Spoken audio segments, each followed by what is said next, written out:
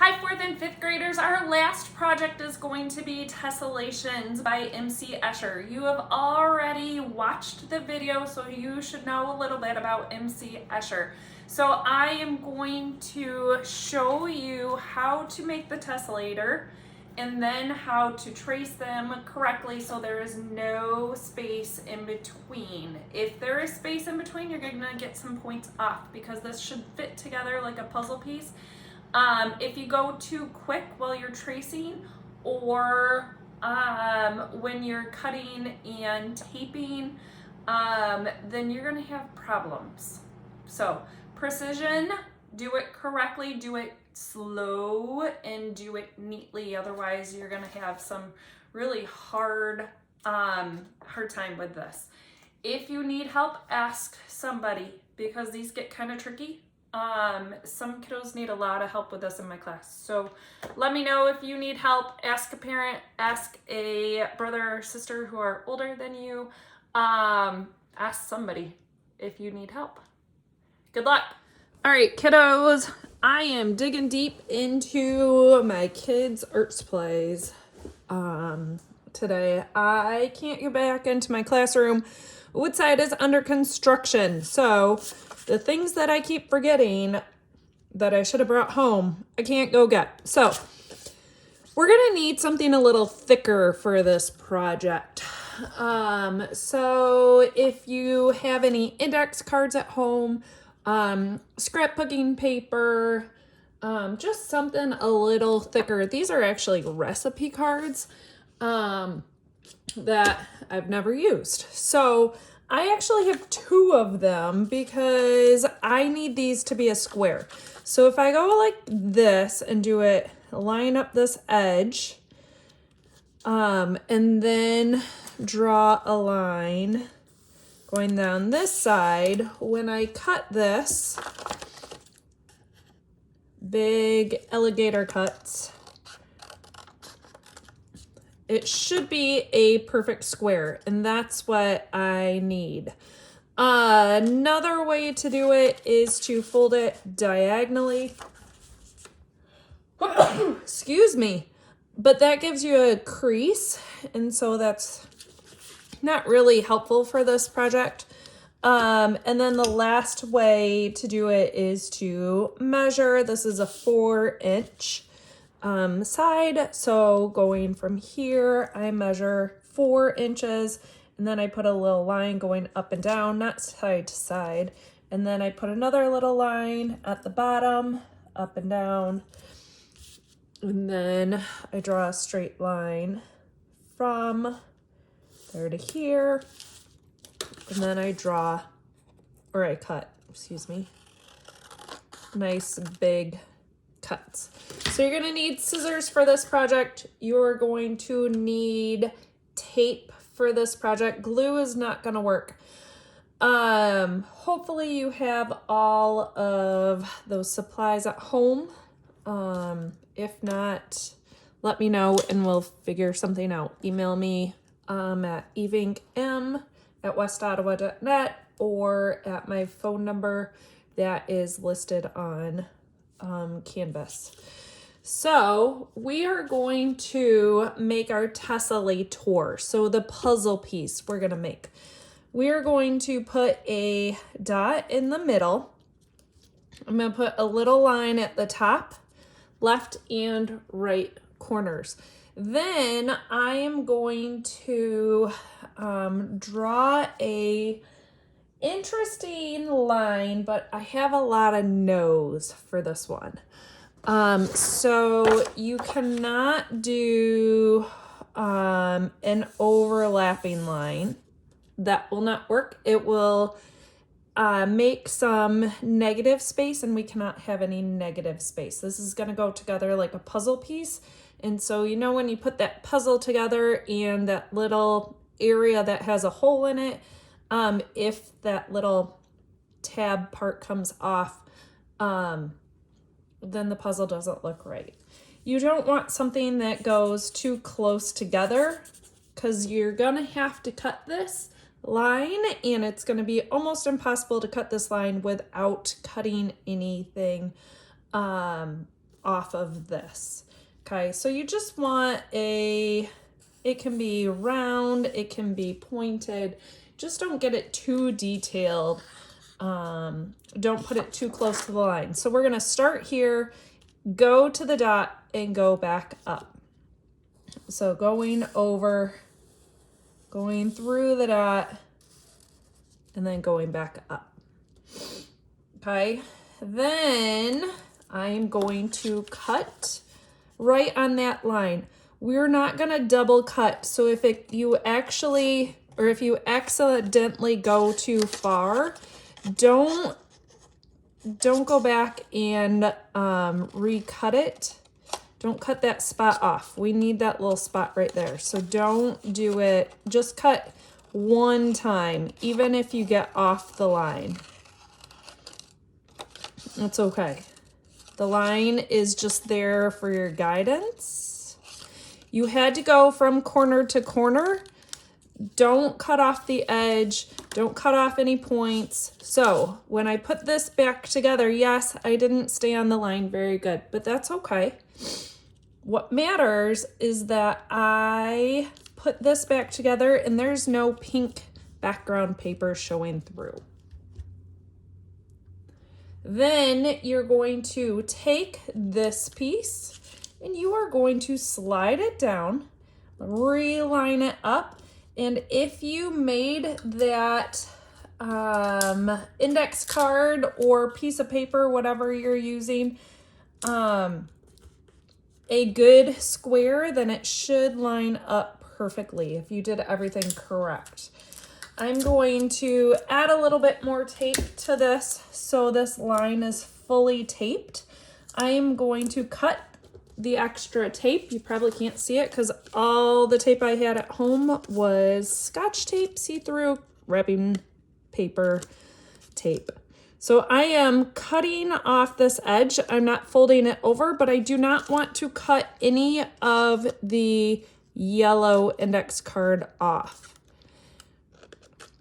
If I cut the index card, then we're going to have issues when we do our picture.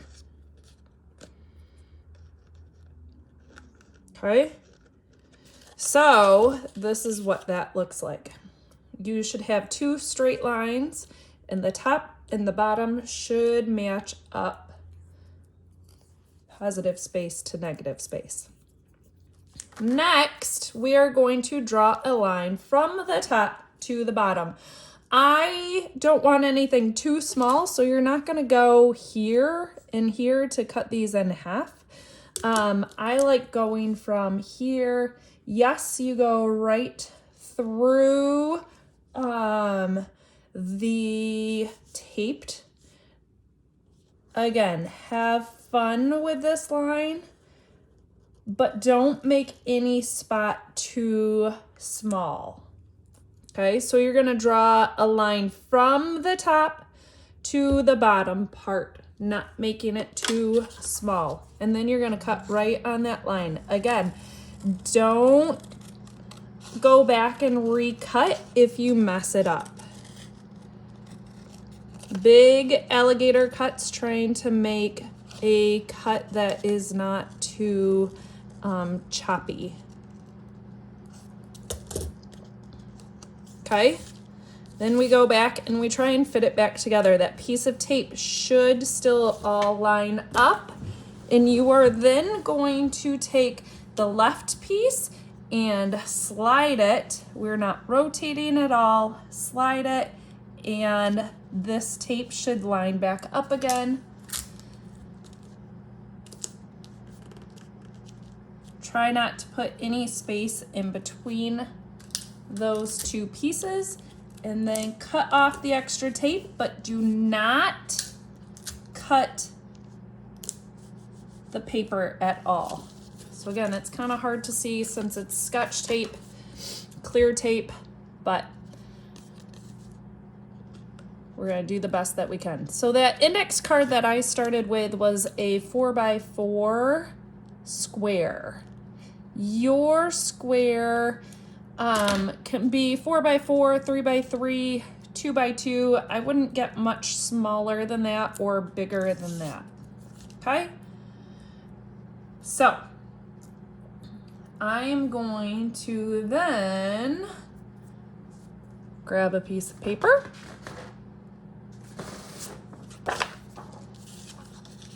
Okay, and we are going to start by putting this smack dab in the middle of the paper. And you are going to very carefully go right along the edge of the tessellator, your puzzle piece. You are going to try to trace this without moving it at all. It's going to be hard because all those little pieces are going to want to stick up. That's why we tried using a thicker piece of paper. If you didn't have a thicker piece of paper, that's okay. Just do the best you can.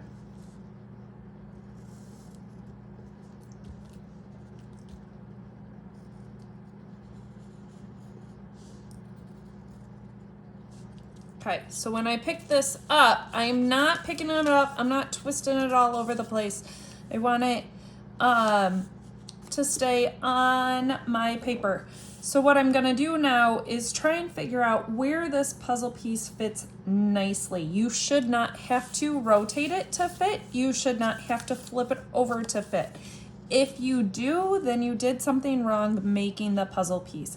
It should just slide and it will fit nicely. And then trace it again, and you are going to trace all the way off the paper. There should not be any space in between your puzzle piece.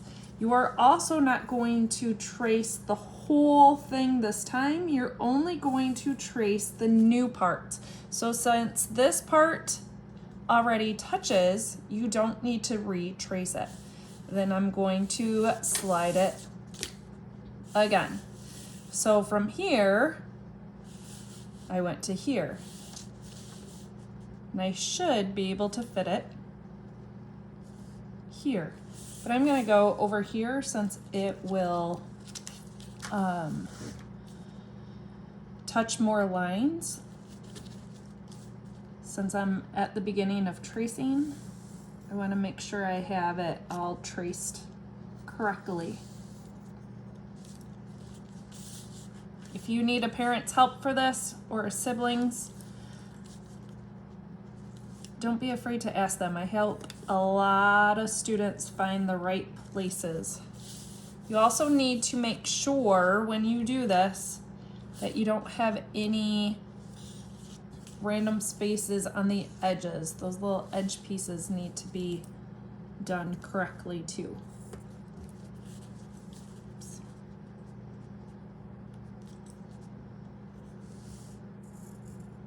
So I'm just going around all of this. There is no empty space, no negative space. MC Escher never put any negative space, any empty space in his tessellations. Making it match up, just sliding it around every time, tracing it to the best of my ability.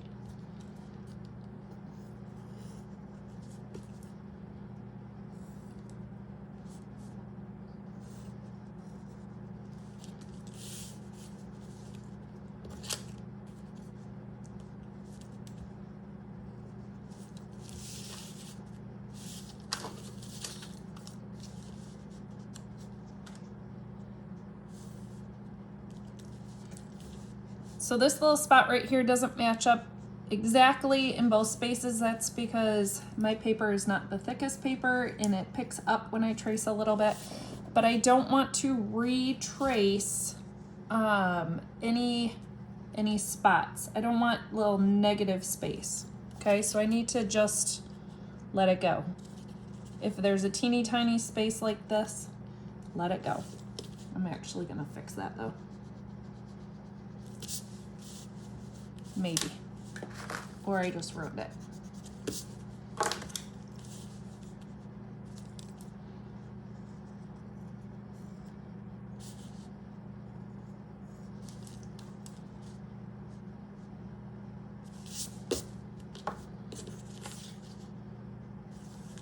And then just double check all your edges are done, that no spots are accidentally undone, because we're gonna need those spots.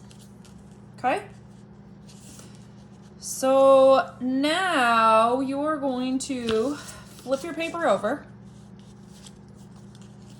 Along the edge, I want you to trace it at least 2 times. They do not need to match up this time. So on the back is where we're gonna brainstorm. This is where our creativity comes into play.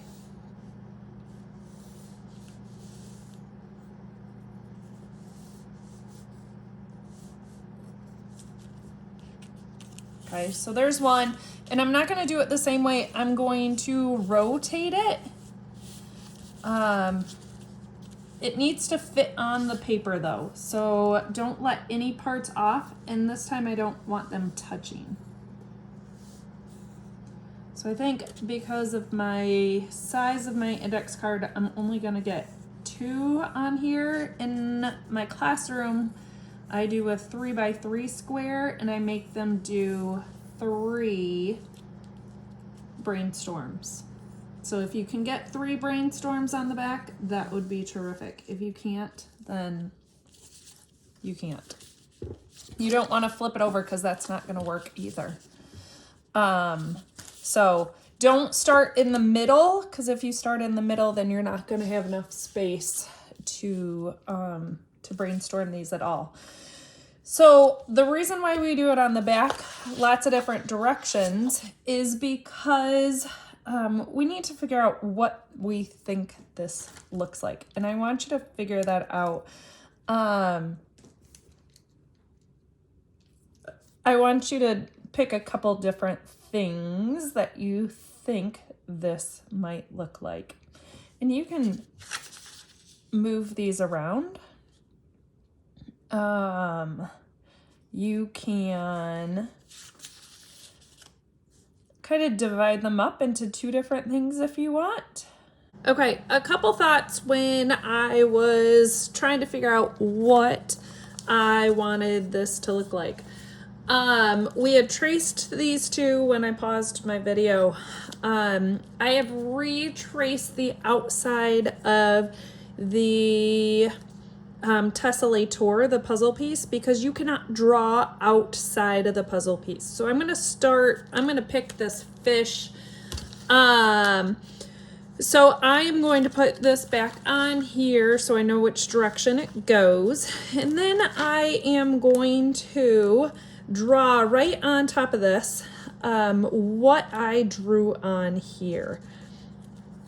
Maybe I will use a different color so that way you can see what I'm doing.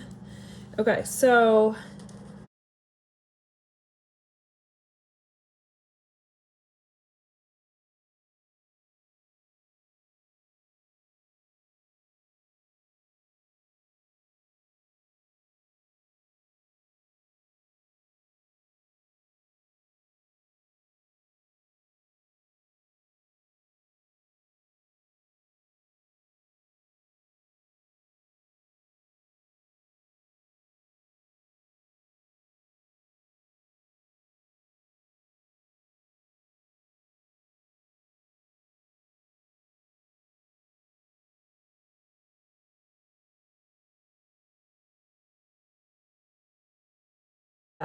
I can't put, like, I would love to make this into like a little, I don't know what they call it, a little nightlight on the pufferfish, but that won't work because I can't draw off of this puzzle piece.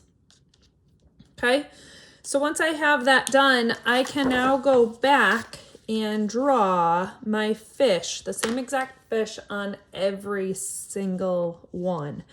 But now that I'm done on the back, I am going to Sharpie these edges quick. Because that's what I do. I Sharpie everything. Now I'm gonna go back and use my pencil and draw what I have on here. And every single one.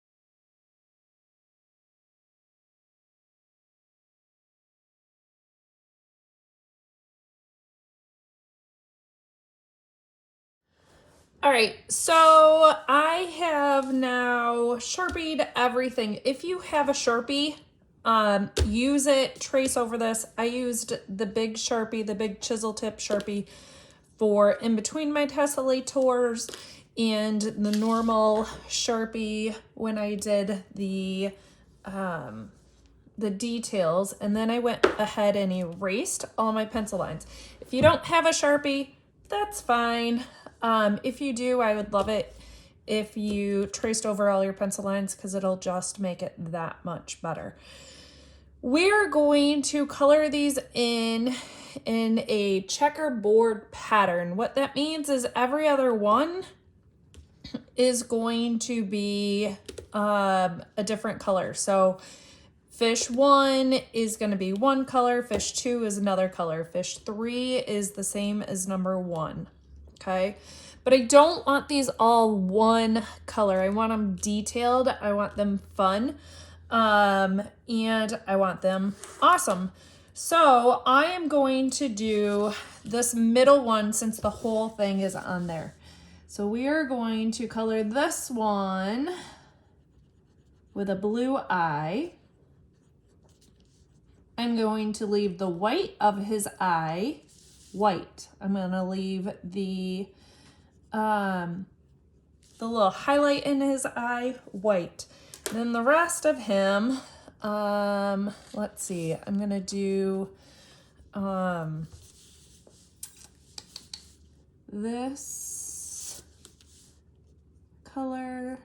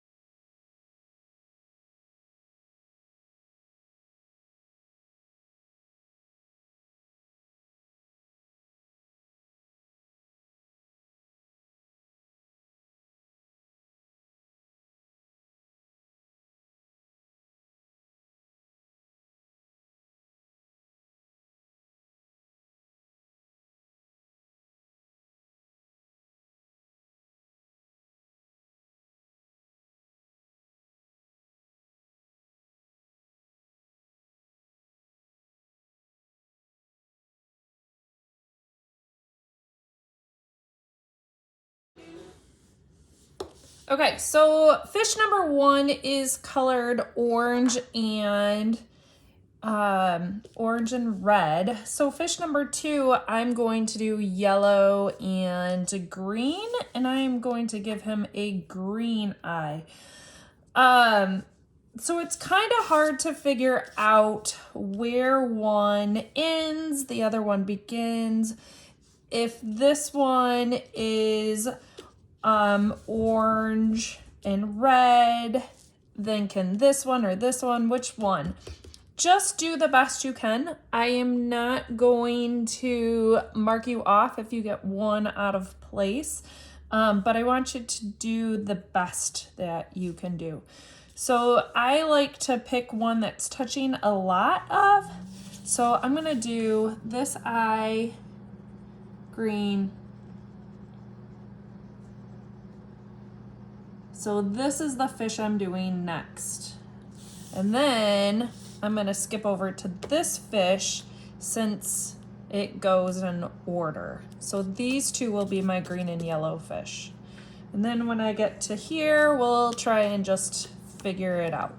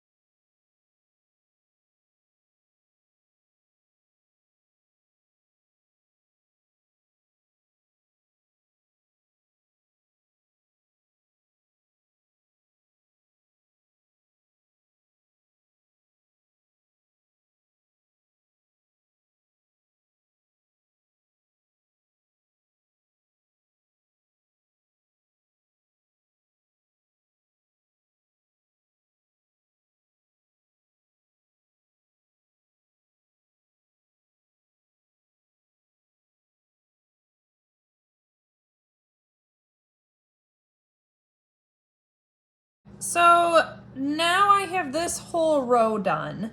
So I am going to take this yellow or this orange and red one, and right below it I am going to do yellow and green. Yes, it's going to touch this yellow and green one a little bit, but it touches this one more. So that's where I figure out where I need to go. So this one, this is yellow or orange and red. So this one is going to be